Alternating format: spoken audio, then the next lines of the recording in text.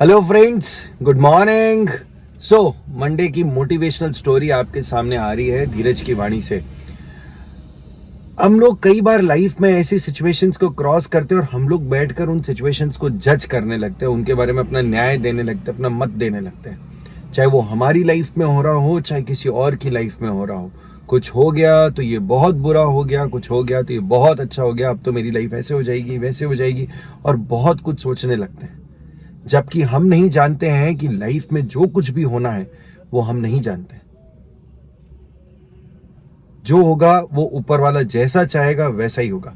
इसके ऊपर बेस्ड एक बड़ी प्यारी सी स्टोरी है, कहानी है, जो मैं आपको सुनाना चाहूंगा कि लाइफ में कभी भी हमें जजमेंटल नहीं होना चाहिए। जो चीज जैसे हो रही है उसको एक्सेप्ट करना चाहिए, ना कि उसके बारे में ओवर थिंक करके उसको एग्जैगरेट करना चाहिए, उसको बढ़ाना नहीं चाहिए। एक गांव में एक बहुत ही बूढ़ा और गरीब आदमी रहता था, और खाने पीने के लिए उसके पास वो खेती का साधन था। हो गई तो ठीक है, नहीं हुई तो कोई बात नहीं, जैसे तैसे वो अपना घर चला रहा था। उसके पास में एक बहुत ही सुंदर सफेद घोड़ा था, जिसको देखकर कई राजा व्यापारी जलते थे उससे। वे सब उस घोड़े को खरीदना चाहते थे, लेकिन वो कहता था ये घोड़ा मेरा फैमिली मेंबर है, मैं इसे बेचूंगा नहीं। और वो उसे बेचने का बिल्कुल कोशिश नहीं करता था, भले ही वो गरीबी में जी लेगा, वो गरीबी का उसको दूर करने का साधन था, लेकिन वो उसे बेचता नहीं था। एक रात जब आदमी सो रहा था तो वो घोड़ा गायब हो गया। गांव वाले आए और लोग उस आदमी को कोसने लगे, कहने लगे तेरे को जब पता था कि तेरे पास इतनी बेशकीमती बहुमूल्य चीज है तो तुझे उसे ध्यान रख लेना था। अब देखो वो चोरी तो होनी थी और वो चोरी हो गई, इससे बढ़िया तू इसे बेच लेता तो तू खूब सारा पैसा कमा लेता और ये गरीबी तेरे नहीं रहती। अब तेरे जीवन में कुछ भी नहीं बचा है।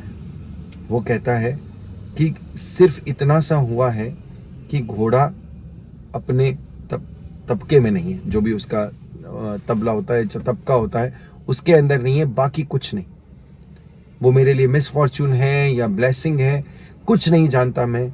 बस सिर्फ इतना जानता हूं मैं कि अभी घोड़ा गायब है। आप लोग ज्यादा ना सोचें इसके बारे में। ये एक बड़ी सी स्टोरी का, एक पिक्चर का एक पार्ट है। सब लोग उसको कोसते हुए हंसते हुए चले जाते हैं कि आज बूढ़ा आदमी पागल हो गया है, इसको समझ नहीं आ रहा है कि इसे कितना बड़ा नुकसान हो गया है। लोग आगे चले जाते हैं, जीवन उसका चलता है, और कुछ दिनों बाद, 15-20 दिन बाद, वो घोड़ा फिर लौट आता है। और घोड़ा जब लौट कर आता है तो वो अपने साथ में 15 और सुंदर सुंदर सफेद घोड़े ले आता है। आदमी अपने घोड़े को देखकर बहुत खुश होता है और भगवान का धन्यवाद करता है कि मुझे मेरे घोड़े से मिलवा दिया गया। तब फिर गांव वाले इकट्ठे होते हैं और उसे कहते हैं तुम सही कह रहे थे, अब तो ये तुम्हारे लिए किस्मत ही लेके आ गया। तुम एक थे तुम्हारे पास में घोड़ा, अब ऐसे तुम्हारे पास 15 और घोड़े हो गए, सफेद सफेद घोड़े हो गए। अब तो तुम्हारी लॉटरी लग गई, अब तो तुम्हारा जीवन बहुत अच्छे से चलने लग जाएगा। फिर वो बोलता है कि आप फिर एक बड़ी पिक्चर के छोटे सी सीन को बड़ा कर रहे हैं। जो है वो सही है, जो हो रहा है उसे होने दीजिए। मैं नहीं जानता ये मिसफॉर्चून है या ब्लेसिंग है या क्या है, बस इतना पता है कि ये घोड़ा मुझे वापस मिल गया है और ये घोड़ा अपने साथ में 10-12 घोड़ों को लेकर आया। ठीक है, ये लोग फिर चले गए। उस समय उनके पास बोलने के लिए कुछ ज्यादा था नहीं।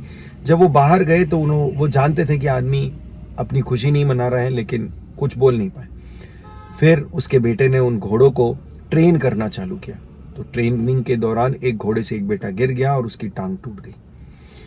तो फिर गांव वाले इकट्ठे हुए और उसे कहने लगे कि देखो तुम सही कह रहे थे, तुम बहुत बुद्धिमान हो, तुम सही कह रहे थे, आज तुम्हारे बेटे की टांग टूट गई है। ये तुम्हारे लिए ज़रूरी नहीं है कि ये सब फॉर्च्यून है, ये तुम्हारे लिए मिसफॉर्च्यून हो गया है, ये तुम्हारे लिए बदकिस्मती हो गई। अब तुम्हारा बेटा तुम्हारा बुढ़ापे में सहारा नहीं बन पाएगा, अब तुम्हें इसकी सेवा करनी पड़ेगी, और बहुत सारी बातें उसे सुने। उसने कहा आपका काम है, आप सोचते रहिए, मैं ये जानता हूँ कि मेरा बेटा घोड़े से गिर गया और उसके पैर लग गई या टूट गए, जो भी हो गया, मैं इसके आगे नहीं जानता। ये क्या है, भगवान का आशीर्वाद है या गलती है, मैं नहीं जानता। लोग फिर वहां से चले गए। फिर कुछ समय बाद ये हुआ कि उस गांव पर, उस जंगल राज्य में, बाहर वाले राज्य ने आक्रमण कर दिया। तो जितने भी नौजवान लोग थे, राजा ने उन सबको सेना में भर्ती होने के लिए कहा और युद्ध में लड़ने के लिए भेज दिया। केवल और केवल उस बूढ़े आदमी का बेटा नहीं गया। क्यों? क्योंकि उसके पैर टूटे हुए थे। तब फिर गांव वाले इकट्ठे हुए कि तुम सही कह रहे थे, तुम्हारे बेटे की टांग टूटी होने के कारण वो नहीं जा पाया, कम से कम तुम्हारा बेटा तुम्हारे साथ है, हमारे बेटे तो पता नहीं है कि वापस आएंगे भी या नहीं आएंगे, क्योंकि ये युद्ध तो हम हारने वाले हैं। फिर वो आदमी बोलता है, फिर आप बहुत ज्यादा सोच रहे हैं, इसलिए आप ऊपर वाले पर छोड़ दीजिए, जो हो रहा है होने दीजिए। हर चीज के पीछे एक कारण होता है, हर चीज के एक तरीका होता है, और उसे होने दीजिए। सिर्फ इतना सोचिए कि अभी आपके बेटों को जबरदस्ती भेजा गया और मेरे बेटे को पीछे छोड़ दिया गया है। आगे मैं नहीं जानता क्या होगा, ना आप जानते हो क्या होगा, इसलिए ऊपर वाले पे छोड़ दीजिए। होता वही है जो ऊपर वाला अपनी इच्छा से चाहता है। तो जो चीज हो रही है उसे एक्सेप्ट कीजिए और लाइफ में आगे बढ़िए।